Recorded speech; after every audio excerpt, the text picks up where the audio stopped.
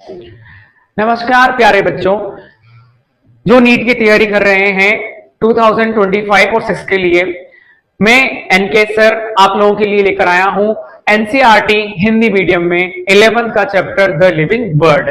तो हम लोग स्टार्ट करेंगे हिंदी मीडियम में पूरा 11th का चैप्टर और पूरा आपको पढ़ाया जाएगा और आपको पूरा एकदम सॉल्यूशन के साथ में चैप्टर पढ़ाया जाएगा। तो स्टार्ट करते हैं। लेकिन बेटा चैप्टर स्टार्ट करने से पहले थोड़ी सी इंफॉर्मेशन, हम पढ़ रहे हैं बायोलॉजी। तो बायोलॉजी पढ़ रहे हैं तो हमें पता होना चाहिए कि बायोलॉजी के फादर कौन थे। ठीक है, तो बायोलॉजी के फादरों की बात करते हैं।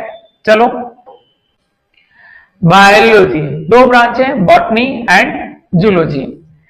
फादर ऑफ बॉटनी कौन है? Theophrastus. Father of zoology and biology कौन है? एरिस्टोटल। ठीक है, लेकिन बेटा आजकल एक और इंफॉर्मेशन है, father of modern botany. Father of modern botany कौन है? लीनियस। आगे चैप्टर स्टार्ट करते हैं।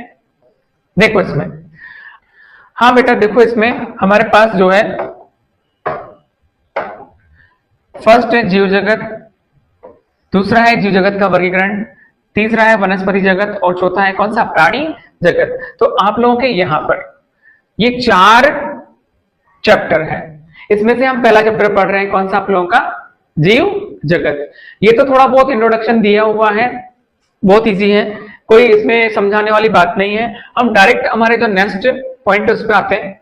देखो यहां पर बताया गया है जीव जगत। मैं आपको बता दूं बेटा कि जब यहां पर हम इसकी बात करते हैं, किसकी? जीव जगत वाले चैप्टर की। तो जीव जगत वाले चैप्टर में न्यू एनसीईआरटी के अकॉर्डिंग 2 ही टॉपिक बचे हैं। पहले इसमें 4 टॉपिक थे। कौन कौन से थे?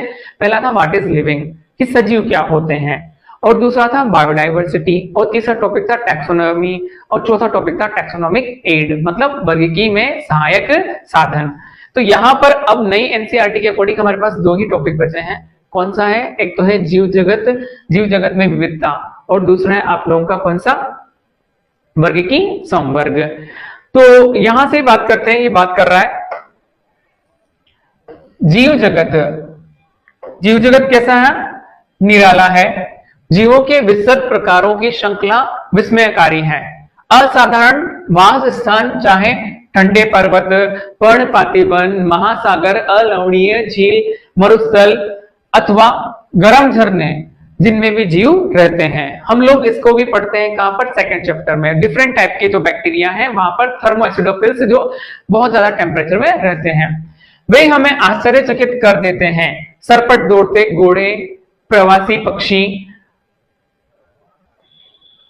गठियों में खेलते हुए फूल और आक्रमणकारी शाक की सुंदरता विस्मय तथा चमत्कार का आह्वान करती है। तो बेटा यहां पर ये बता रहा है, देखो परिस्थिति की विरोध तथा समष्टि के सदस्यों तथा समष्टि और समुदाय में सहयोग अथवा यहां तक कि कोशिका में आणविक गतिविधि से पता चलता है कि वास्तव में जीवन क्या है। सेल के अंदर जो मोलिकुलर हलचल होती है उससे पता चलता है कि जीव क्या है। अब वास्तव में जीवन क्या है, इस प्रश्न में 2 निर्विवाद प्रश्न है। पहला तकनीकी, जो जीव तथा निर्जीव क्या है, इसका उत्तर खोजने का प्रयत्न करता है। दूसरा प्रश्न दार्शनिक है, जो यह जानने का प्रयत्न करता है कि जीवन का उद्देश्य क्या है। इस चैप्टर में बेटा हम लोग ये जानेंगे कि लिविंग और नॉन लिविंग में क्या डिफरेंस होता है, जो हम 6th क्लास से पढ़ते आ रहे हैं कि लिविंग में क्या होता है। लिविंग में श्वसन पाया जाता है, लिविंग में उत्सर्जन पाया जाता है, लिविंग में पोषण होता है, और लिविंग क्या करता है? जनन करता है, अपने जैसे जीवों का उत्पन्न करता है। ठीक है, तो यहां पर ये सब कैरेक्टर जो मैंने बोले वो नॉन लिविंग में नहीं होते। लेकिन इस चैप्टर में जीव जगत में विविधता, यहां पर आप लोगों के जो टॉपिक मैंने अभी बोला व्हाट इज लिविंग, तो उसमें हम एक डेफिनेशन पढ़ते थे। डेफिनेशन क्या थी? डेफिनेशन ये थी कि इसको 2 पार्ट में डिवाइड किया जाता था। व्हाट इज लिविंग में डिफाइनिंग फीचर और नॉन डिफाइनिंग फीचर, मतलब कि सजीवों के अभिलाक्षणिक गुण। यहां पर 5 कैरेक्टर हुआ करते थे। सबसे पहला जो हुआ करता था वो था आप लोगों का सेलुलर ऑर्गेनाइजेशन। मतलब हम बात करें यहां पर, देखो इधर कोई भी सजीव है वह किससे बना हुआ है? कोशिका से बना हुआ है। सबसे छोटी इकाई कौन सी? उसकी कोशिका। डिफाइनिंग और नॉन डिफाइनिंग के आधार पर सजीवों को भी दो भागों में बांटा जाता था। ये डिफाइनिंग की परिभाषा मतलब ऐसे कैरेक्टर जो सजीवों में बिना किसी अपवाद के उपस्थित होते हैं उसे बोलते हैं डिफाइनिंग कैरेक्टर, मतलब अभिलाक्षणिक गुण। नॉन डिफाइनिंग कैरेक्टर मतलब उस कैरेक्टर का यदि किसी ऑर्गेनिज्म में या जीव में अपवाद उपस्थित है तो उसे सजीव नहीं माना जाएगा। क्लियर? तो यहाँ पर 5 कैरेक्टर लिए जाते थे। पहला कैरेक्टर था आप लोगों का कोशिकीय संगठन, सेल ऑर्गेनाइजेशन। दूसरा था इसमें आप लोगों का, हम बात करते हैं सेल ऑर्गेनाइजेशन के बाद में कि वो डिफाइनिंग कैरेक्टर में आएगा तो रिप्रोडक्शन होनी चाहिए। थर्ड है इसमें ग्रोथ। फोर्थ है इसमें आप लोगों का मेटाबॉलिज्म एंड फिफ्थ है इसमें कॉन्शियसनेस। तो यहाँ पर ये इस एनसीईआरटी में बिल्कुल भी नहीं है, ये पुरानी वाली एनसीईआरटी में थे। अब बात करते हैं कि जीव जगत में विविधता। यहाँ पर बायोडाइवर्सिटी प्रेजेंट है, डिफरेंट काइंड के जो मिलियंस में एनिमल्स प्रेजेंट है अर्थ पर। तो पहले तो हमने यहाँ डिफाइनिंग नॉन डिफाइनिंग के बारे में जाना।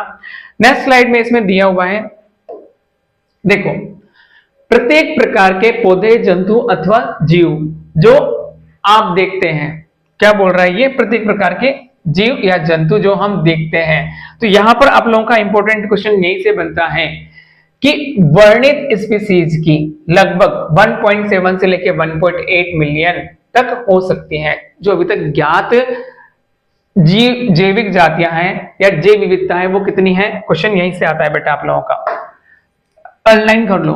लगभग 1.7 से लेकर 1.8 मिलियन हो सकती हैं। क्लियर? नेक्स्ट आगे चलते हैं हम लोग। देखो इधर ये क्या बता रहा है आप लोगों का,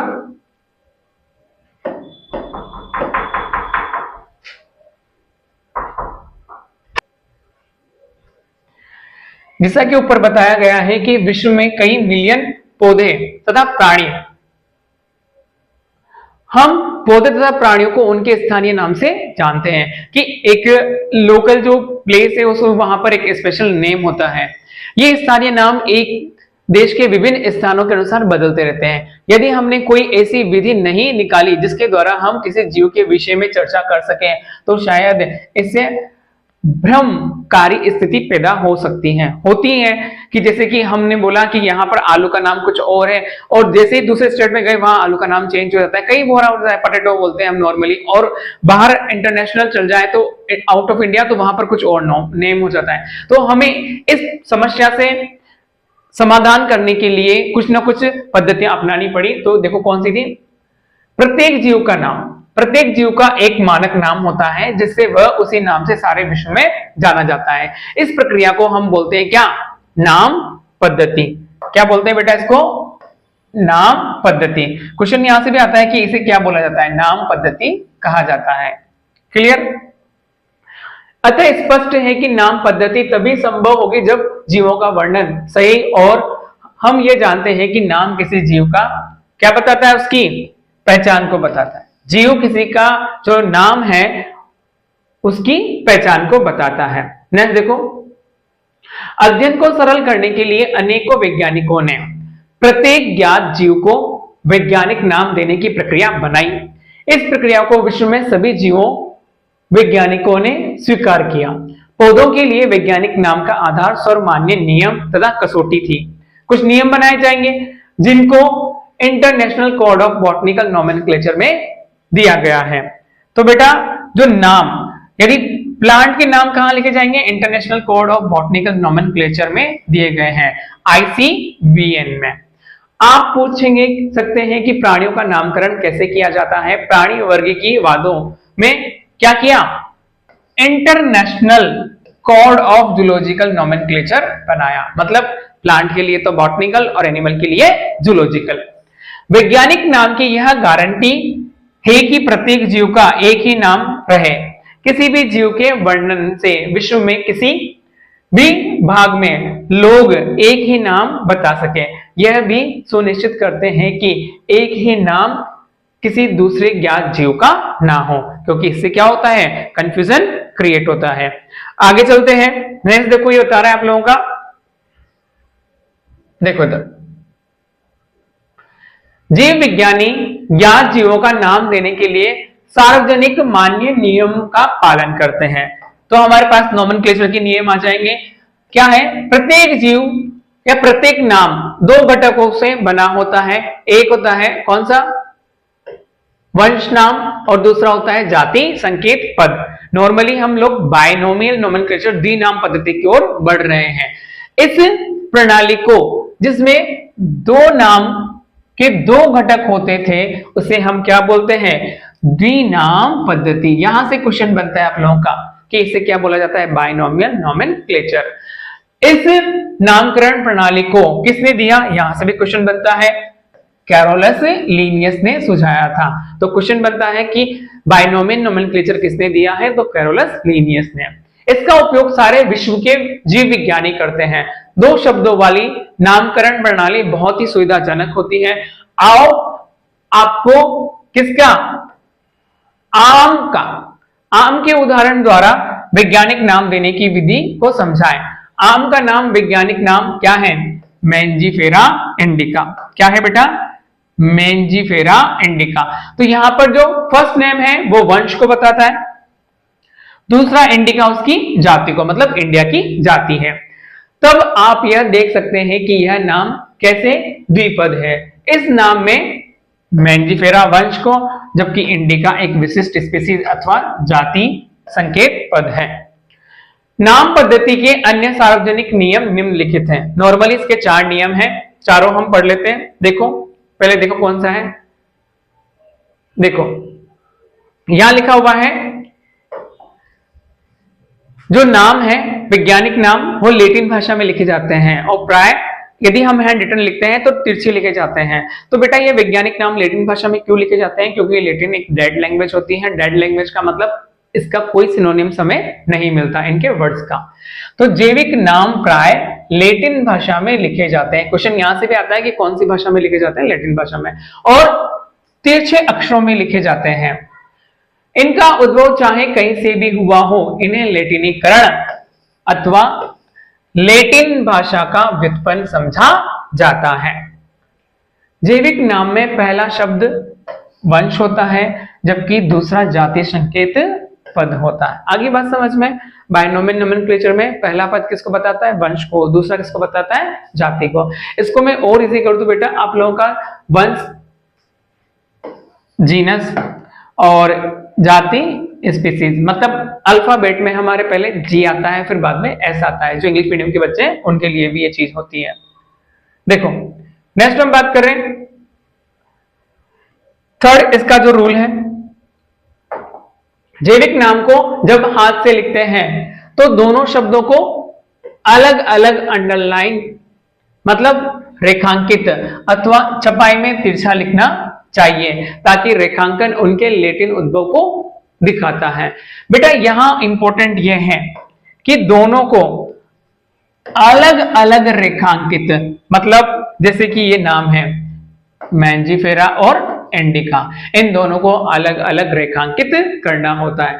पहला अक्षर जो वंश नाम को बताता है वह बड़े अक्षर में होना चाहिए, जबकि जाति संकेत पद छोटे अक्षर में होना चाहिए। मतलब यहां पर देखो मैं मैंजीफेरा का एम कैपिटल लिखूंगा और इंडिका का आई स्मॉल लिखूंगा, ठीक है, इस तरह से उदाहरण से इसकी व्याख्या कर सकते हैं। जाति संकेत पद के बाद अर्थात जैविक नाम के अंत में लेखक का नाम लिखते हैं, और लेखक का पूरा नाम नहीं लिखते, लेखक का एब्रीवेशन लिन लिखा हुआ है यहाँ पर, शॉर्ट फॉर्म में लिखते हैं। मतलब ये किसने दिया है, लीनियस ने ये नाम दिया था, कौन सा, मैंजीफेरा इंडिका।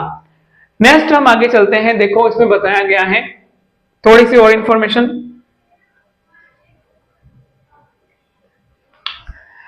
यद्यपि सजीव का अध्ययन करना लगभग असंभव है, इसलिए ऐसी युक्ति बनाने की आवश्यकता है जो इसे संभव कर सके। इस प्रक्रिया को वर्गीकरण कहते हैं। मतलब बेटा यहां पर जब ये चैप्टर पढ़ रहे हैं हम लोग, तो यहां पर आ रहा है वर्गीकरण शब्द। मैं आगे बता दूं यहां पर वर्गीकरण शब्द कैसे आया। जब हम पुरानी एनसीईआरटी पढ़ते हैं तो उसमें पहला टॉपिक मैंने बताया था व्हाट इज लिविंग, दूसरा टॉपिक होता है बायोडाइवर्सिटी और तीसरा होता है टैक्सोनॉमिक। तो टैक्सोनॉमिक मतलब यहां पर हम वर्गीकरण करते हैं, क्लासिफिकेशन करते हैं ऑर्गेनिज्म का। तो नामकरण के बाद में हमने कर लिया क्या कि ऑर्गेनिज्म को सबसे पहले तो कैरेक्टराइजेशन किया जाता था, मतलब उसका विशेषीकरण किया जाता था, फिर उसे पहचाना जाता था, फिर उसका नामकरण किया जाता था, और फिर उसे वर्गीकरण मतलब क्लासिफिकेशन किया जाता था। ये 4 स्टेप होते थे। क्लियर? देखते हैं आगे भी दिए हुए हैं। तो ये वर्गीकरण वही स्टेप है। वर्गीकरण वह प्रक्रिया है जिसमें कुछ सरलता से सदृश गुणों के आधार पर सुविधाजनक वर्ग में वर्गीकृत किया जा सके। बेटा इसकी आवश्यकता क्यों पड़ी? देखो सिंपल सी बात है, मैं आपको बता दूं। ये देखो मेरे पास कुछ बुक्स है, मेरे पास कौन सी है? एक फिजिक्स की बुक है, कुछ केमिस्ट्री की है, कुछ मैथ्स की है, और कुछ किसकी है? बायो की। मैंने बोल दिया कि 20 बुक किसकी है? फिजिक्स की। केमिस्ट्री की कितनी है? 30, और मैथ्स की कितनी है हमारी? 20, और बायो की कितनी है? 30। टोटल हमारे पास क्या है? 100 बुक्स है। मैंने किसी स्टूडेंट से बोला कि जाओ ये बुक्स यहां रखी हुई हैं, इस तरह से ये बुक्स रखी हुई है सारी, बहुत सारी इस रूम में। मान लीजिए इस रूम में क्या है? ये 100 बुक्स रखी हुई हैं, और स्टूडेंट से बोला आप जाओ और मुझे 11th की एनसीईआरटी बायोलॉजी की बुक लेकर आओ। बेटा इसमें दोनों है 11 12 11 12 11 12, मतलब ये कितनी होगी? 4 का 8। तो 8 टाइप की 100 बुक्स यहाँ रखी हुई हैं। बच्चे को बोला नेक्स्ट रूम में या वहां जाएगा, लेफ्ट से निकाल कर लाएगा। उसे लगा आधा 1 घंटा सर्च करने में, क्योंकि बंडल रखा हुआ था ऐसे बिखरा हुआ। लेकिन अब मेरे को क्या करना पड़ेगा कि इनको वर्गीकृत मतलब क्लासिफिकेशन करना पड़ेगा। तो क्लासिफिकेशन करने के लिए सबसे पहले मैंने क्या बोला स्टूडेंट से कि आप 4 रो बना लो इस तरह से। ये 4 रो बनाने के लिए बोला।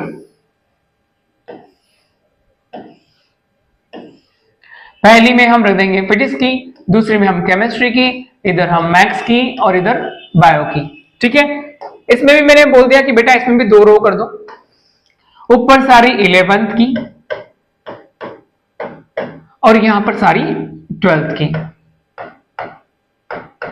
और इनसे बोला कि सारी बुक्स आप क्या कर दो, इनमें जमा दो। इन्होंने यहां पर ये बुक्स जमा दी इस तरह से। ये 11th की बुक हो गई और ये 12th की बुक हो गई। अब नेक्स्ट टाइम मैंने वापस से स्टूडेंट से बोला बेटा जाओ मेरे लिए 11th की बायो की बुक लेकर आओ। फटाफट बंदा गया, बच्चा जाता है, देखा यहाँ फिजिक्स केमिस्ट्री बायो और मैथ्स है, तो यहाँ बायो की बुक में से 11th की बुक निकाल के लाता है। अब बताओ इस प्रोसेस में जो हमारा टाइम था वो कंज्यूम हुआ कि नहीं हुआ? इसी तरह से यदि हम जीवों का वर्गीकरण कर देंगे तो हमें जो उनका अध्ययन करना है वो हमारे लिए क्या हो जाएगा? इजी हो जाएगा।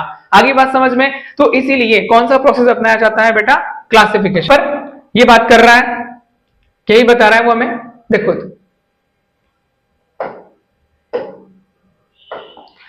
उदाहरण के लिए हम पौधों अथवा प्राणी अथवा कुत्तों, और इजी दिख जाएगा आप लोगों को बता देता हूं। उदाहरण के लिए हम पौधों अथवा प्राणियों और कुत्ता, बिल्ली अथवा कीट को सरलता से पहचान लेते हैं। क्यों पहचान लेते हैं? क्योंकि हम उन्हें देखते रहते हैं। इसका भी बताऊंगा एक एग्जांपल बहुत प्यारा सा। जैसे ही हम इन शब्दों का उपयोग करते हैं उसी समय हमारे मस्तिष्क में इन जीवों के कुछ ऐसे गुण आ जाते हैं जिससे उसका उस वर्ग से संबंध होता है। जब आप कुत्ते के विषय में सोचते हैं तो आपके मस्तिष्क में क्या प्रतिबिंब बनता है? ऑब्वियसली डॉग का। जब आप कुत्ते को ही देखेंगे ना कि बिल्ली को। अब यदि यहां पर अल्सेशियन एक डॉग की स्पीसीज के विषय में सोचते हैं तो हमें पता लगता है कि हम किसी के विषय में चर्चा कर रहे हैं। इसी प्रकार मान लो हमें स्तनधारी कहना है तो मैमल्स आ जाएगा माइंड में। तो आप ऐसे जंतुओं के विषय में सोचेंगे जिसके बाह्य कान, शरीर पर बाल होते हैं, मतलब किसके? स्तनधारियों के लक्षण। इसी प्रकार पौधों में यदि हम गेहूं के विषय में बोलें, चर्चा करें तो हमारे मस्तिष्क में गेहूं का पौधा आ जाएगा। इसलिए ये सभी कुत्ता, बिल्ली, स्तनधारी, गेहूं, चावल, पौधे, जंतु आदि सुविधाजनक क्या है? एक वर्ग है जिनका उपयोग हम पढ़ने में करते हैं। इन वर्गों की वैज्ञानिक शब्दावली इंपॉर्टेंट, यहीं से इन वर्गों की वैज्ञानिक शब्दावली क्या होती है? टैक्सा। आगे वर्ड आएगा टैक्सोन, ये है टैक्सा, याद रखना है। कुत्ता, बिल्ली, स्तनधारी, गेहूं, चावल, पौधे, जंतु आदि क्या है? टैक्सा है। नेक्स्ट देखो, यहां आपको स्वीकार करना चाहिए, क्या स्वीकार करना चाहिए, देखो भाई, कि टैक्सा विभिन्न स्तर पर सही वर्गों को बता सकता है। कैसे? पौधे भी एक टैक्सा है, गेहूं भी एक टैक्सा है, इसी प्रकार जंतु, स्तनधारी, कुत्ता, ये सभी क्या एक टैक्सा है। लेकिन क्या आप जानते हैं कि कुत्ता एक स्तनधारी और स्तनधारी प्राणी है, इसलिए प्राणी, स्तनधारी, कुत्ता विभिन्न स्तरों पर टैक्सा को बताते हैं, अलग अलग लेवल पर। यदि एनिमल की बात करें तो कुत्ता टैक्सा है, स्तनधारी की बात करें तब भी कुत्ता क्या है, टैक्सा है, और कुत्ता अपने आप में क्या एक टैक्सा है, तो अलग अलग लेवल पर। इसलिए गुणों के आधार पर सभी जीवों को विभिन्न टैक्सा में वर्गीकृत कर सकते हैं। गुण जैसे प्रकार, रचना, कोशिका की रचना, विकासीय प्रक्रम तथा जीव की पारिस्थितिकी सूचना आवश्यक है, और ये आधुनिक वर्गीकरण अध्ययन के आधार हैं। नेक्स्ट देखो, आगे हमारे 4 पॉइंट कौन कौन से हैं, मैं बता दूं आप लोगों को फिर हाईलाइट करते हुए। देखो, इसीलिए विशेषीकरण मतलब कैरेक्टराइजेशन फर्स्ट, पहचान है दूसरा, वर्गीकरण है तीसरा, और नाम पद्धति क्या है चौथा। हो गए 4 पॉइंट, बोला था मैंने आप लोगों को, characterisation, identification, classification and nomenclature. ये आदि ऐसे प्रक्रम या प्रणाली है जो वर्गीकी या वर्गीकरण विज्ञान का आधार है। क्लियर? वर्गीकी कोई नई नहीं है, मतलब वर्गीकरण करना कोई नया नहीं है, पहले भी लोग अपनी आवश्यकताओं के अनुसार चीजों को अलग अलग वर्गीकृत कर सकते थे और करते भी थे। जैसे हमें कोई चीज चाहिए, हम रूम की बात करते हैं, यदि हम किचन में किचन का सामान रखते हैं, बेडरूम में बेडरूम का सामान रखते हैं, डाइनिंग रूम में डाइनिंग रूम का सामान रखते हैं, और गेस्ट रूम में गेस्ट रूम का सामान, तो ये हम लोगों ने क्या किया, क्लासिफिकेशन किया है। मानव सदैव विभिन्न प्रकार के जीवों के विषय में अधिक जानने का प्रयत्न करता रहा है, विशेष रूप से उनके विषय में जो उनके लिए अधिक उपयोगी हैं। मतलब जैसे कि ये जो मैं वीडियो बना रहा हूं 11th क्लास के नीट के बच्चों के लिए, लिविंग वर्ड का चैप्टर है, इसको कोई 6 का बच्चा तो अभी देखेगा नहीं, इसको कोई एमबीबीएस करने वाला स्टूडेंट अभी तो देखेगा नहीं, तो सर्च कौन करेगा, जो अभी 11th में नीट में पढ़ रहा होगा। बात यहां पूरी सटीक सी हो रही है। देखो, अधिक जानने का प्रयत्न करता है, किसके विषय में, जो उसके लिए क्या हो, विशेष रूप से अधिक उपयोगी हो। क्लियर? आदि मानव को अपनी मूलभूत आवश्यकताओं, जैसे सबसे बेसिक सी हमारी जो आवश्यकता होती है, रोटी, कपड़ा और मकान, भोजन, कपड़ा तथा आश्रय के लिए नए नए स्रोत खोजने पड़ते थे। इसलिए विभिन्न जीवों के वर्गीकरण का आधार उपयोग पर आधारित था। मतलब चीजों का हम जो उपयोग करते हैं उसके आधार पर उनको वर्गीकृत भी कर देते हैं। नेक्स्ट इसमें हम चलते हैं, देखो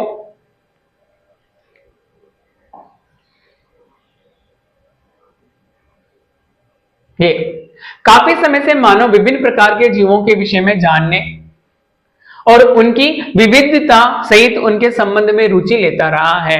अध्ययन की इसी शाखा को वर्गीकरण पद्धति, बेटा एक और नाम यहां आया है, वर्गीकरण पद्धति। तो हमने इससे पहले तो पढ़ा क्या, टैक्सोनॉमी, इससे पहले हमने पढ़ा टैक्सोनॉमी।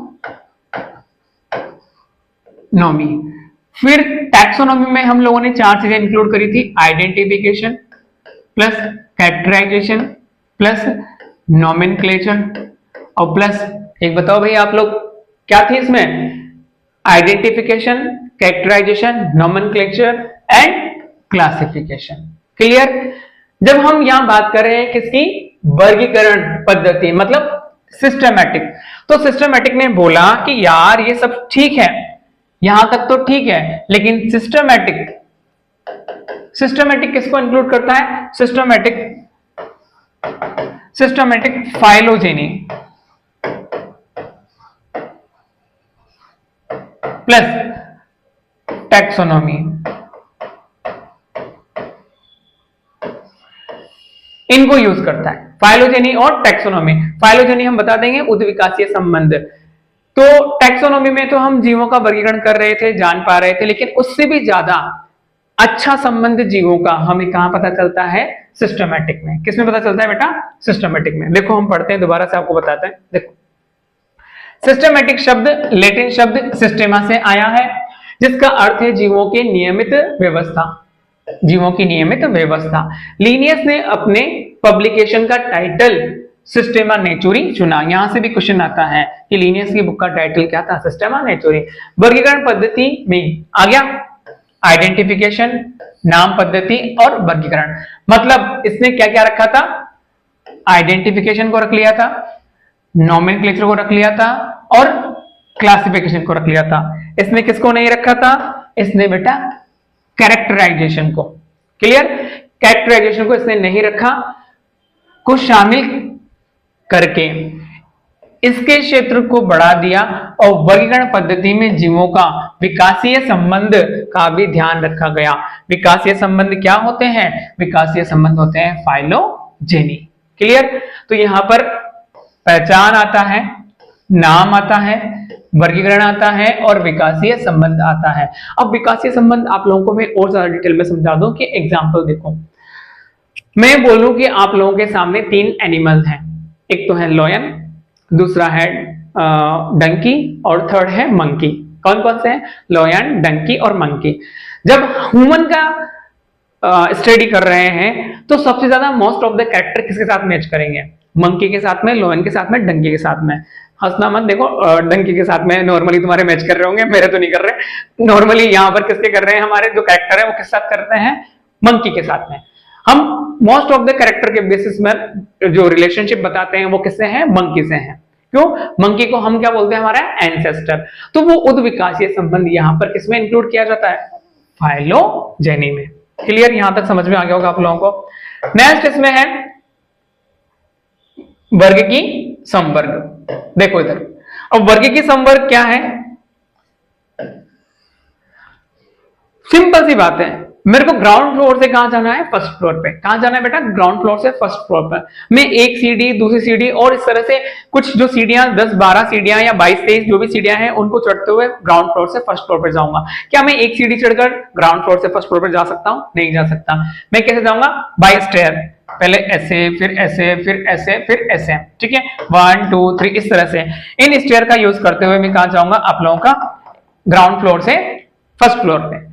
तो वर्गीकरण जो किया जाएगा वो एक स्टेप में नहीं होगा। बस बात वही बोल रही है, वर्ग की संवर्ग मतलब टैक्सोनॉमी कैटेगरी। देखो, वर्गीकरण एकल सोपान प्रक्रम नहीं है, बल्कि इसमें पदानुक्रम सोपान होते हैं, जिसमें प्रत्येक सोपान पद अथवा वर्ग को प्रदर्शित करता है। हर एक स्टेप पद होता है, हर एक स्टेप वर्ग होता है और हर एक स्टेप टैक्सोन होता है। टैक्सोन को हम क्या बोलते हैं हिंदी में? वर्गक। क्योंकि संवर्ग समस्त वर्ग की व्यवस्था है, इसलिए इसे वर्ग की संवर्ग टैक्सोनॉमी कैटेगरी कहते हैं। और तभी सारे संवर्ग मिलकर वर्ग की पदानुक्रम मतलब टैक्सोनॉमिकल हायरार्की बनाते हैं। प्रत्येक संवर्ग वर्गीकरण की एक इकाई को प्रदर्शित करता है, मतलब एक एक यूनिट को प्रदर्शित करता है प्रत्येक संवर्ग, जैसे kingdom, phylum, division, order, genus, species. वास्तव में यह एक पद को दिखाता है, इसे प्राय हम क्या बोलते हैं? टैक्सोन। वर्ग की संवर्ग तथा पदानुक्रम का वर्णन उदाहरण द्वारा कर सकते हैं। यह बहुत अच्छा उदाहरण है आप लोगों का, बच्चे बहुत कंफ्यूजन रहते हैं। देखो यहां पर, देखो इधर, कीट जीवों के एक वर्ग को दर्शाता है। बच्चे कंफ्यूज रहते हैं कि कीट एक स्पीसीज को दर्शाता है। नहीं बेटा, कीट अपने आप में एक पूरा वर्ग है। आर्थ्रोपोडा में बहुत सारे क्या आते हैं? इंसेक्ट आते हैं, जिसमें एक समान गुण, जैसे कि 3 जोड़ी संधिपाद टांगे होती हैं। और इसका अर्थ है कि कीट स्वीकारनीय सुस्पष्ट जीव है जिसका वर्गीकरण किया जाता है, इसलिए इसे एक पद अथवा संवर्ग का दर्जा दिया गया है। किसको? कीट को। क्या आप ऐसे किसी जीव के अन्य वर्ग का नाम बता सकते हैं? स्मरण रहे कि वर्ग संवर्ग को दिखाता हो। प्रत्येक पद अथवा वर्गक वास्तव में वर्गीकरण की एक इकाई को बताता है। ये वर्ग की वर्ग संवर्ग सुस्पष्ट जैविक होते हैं, ना कि आकार की समूहन। मतलब सुस्पष्ट कैसे होते हैं बेटा? जैविक, बायोलॉजिकल होते हैं। ये नहीं कि मॉर्फोलॉजिकल, बाहर से जो दिखाई दे रहे हैं वही क्या उनके कैरेक्टर के बेसिस पर हम उनको डिवाइड कर दें, नहीं, उनके जो जैविक कैरेक्टर अंदर से दिखाई देते हैं उसके आधार पर वर्गीकरण किया जाता है। नेक्स्ट देखो,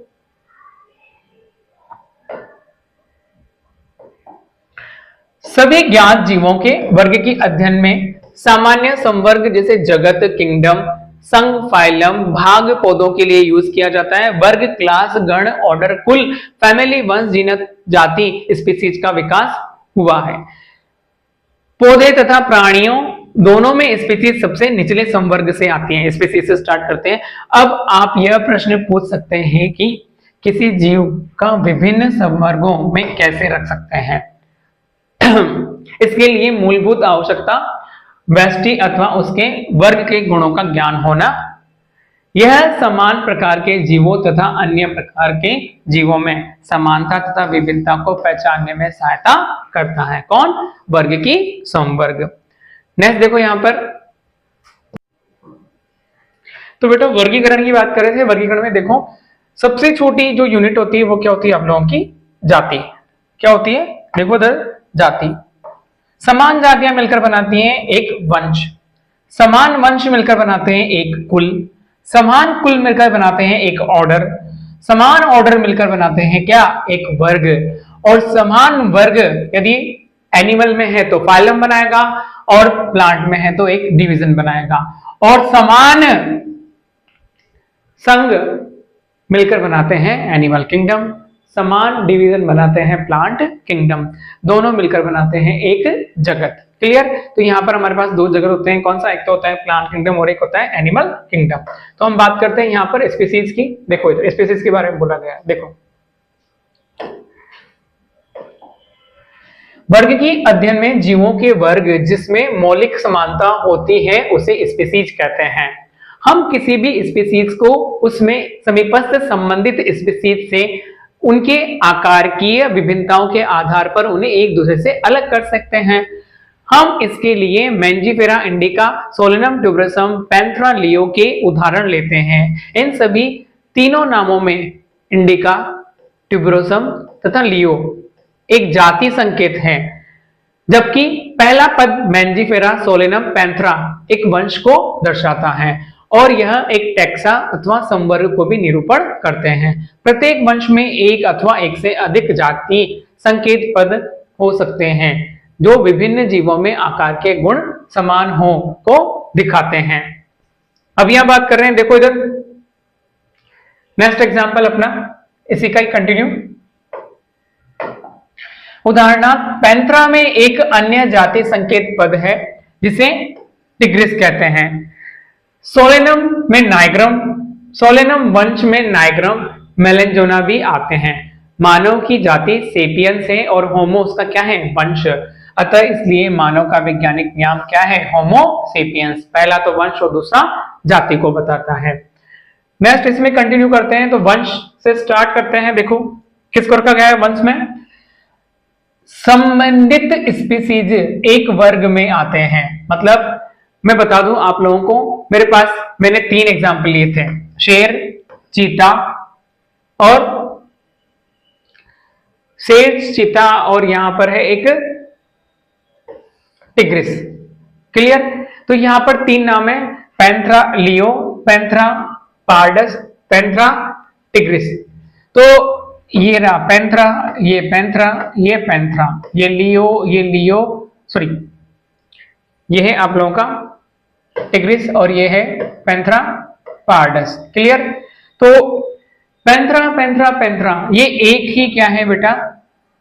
जाति के। क्लियर? तो इनका सॉरी ये एक ही आप लोगों के, देखो इसमें किसमें आ रहे हैं? वंश में। आगे वाला शब्द वंश को बताता है, पीछे वाला जाति को। तो ये एक ही वंश है, पैंथेरा वंश है, इन तीनों का पैंथेरा वंश है। लेकिन मुझे समूह बनाना है किसका? 2 स्पीसीज का, 2 सम्मिलित समान स्पीसीज एक वंश बनाएंगी। क्लियर? तो यहां पर एक वंश तो ये रहा, तो दूसरा वंश, दूसरी जाति हमारे पास क्या थी? एक जाति ये रही, एक जाति ये रही, एक जाति। तो 3 जातियां मिलकर एक वंश में आ रही है।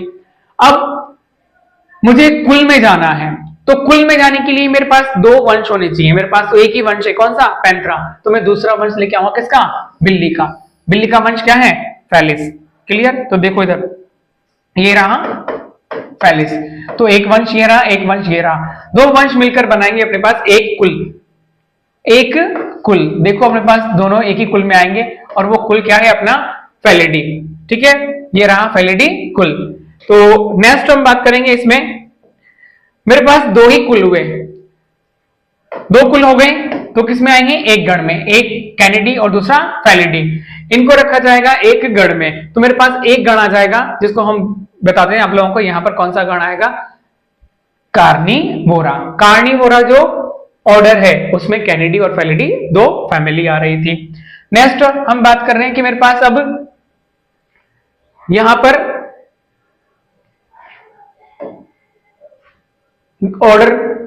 ऑर्डर के बाद में हमारे पास था यहां पर संबंधित गण किसमें आएंगे? एक वर्ग, एक क्लास में आएंगे। तो हमारे पास 2 गण होने चाहिए, एक तो है प्राइमेटा गण और दूसरा है कार्निवोरा। ये हमारे पास किसमें आएंगे बेटा? मेमिलिया वर्ग में आएंगे। ठीक है, अब हमारे पास वर्ग होने चाहिए एक से ज्यादा, तो वो एक यदि एनिमल है तो फाइलम में आएंगे। तो हमारे पास 5 वर्ग है, मछली का पिसिस, उभयचर, सरीसृप, पक्षी तथा स्तनधारी।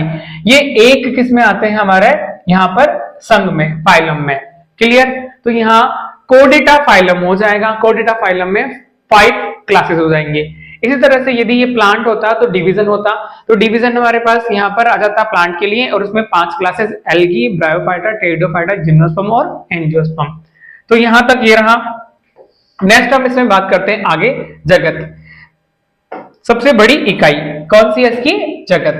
तो जगत में 2 जगत है हमारे पास, एक तो है प्राणी, सभी प्राणी रखे गए हैं, और दूसरा है प्लांट, पादप जगत। नेक्स्ट इसमें हम बात कर रहे हैं यहां पर, ये जो हमारी टेबल दी हुई है, यहां से क्वेश्चन पूछा गया था लास्ट टाइम इसकी वंश का, और ये आया था 2023 नीट में, नीट 2023 में। 24 में कोई क्वेश्चन नहीं आया। यहां से आपको याद रखना है, मानव, घरेलू मक्खी, आम और गेहूं। मानव का जैविक नाम, वंश, कुल, गण, वर्ग और भाग। तो homo sapiens, Homo, Hominidae, Primata, Mammalia, Chordata. Musca domestica, Musca, Muscidae, Diptera, Insecta, Arthropoda. आम का Mangifera indica, Mangifera, Anacardiaceae, Sapindales, dicotyledons and angiosperm. गेहूं का है Triticum, aestivum, Triticum, Poaceae, Poales and monocotyledons और एंजियोस्पर्म। आशा करता हूं कि आप लोगों को चैप्टर समझ में आया होगा, और आपको जो भी क्यूरी है इससे रिलेटेड, नेक्स्ट चैप्टर से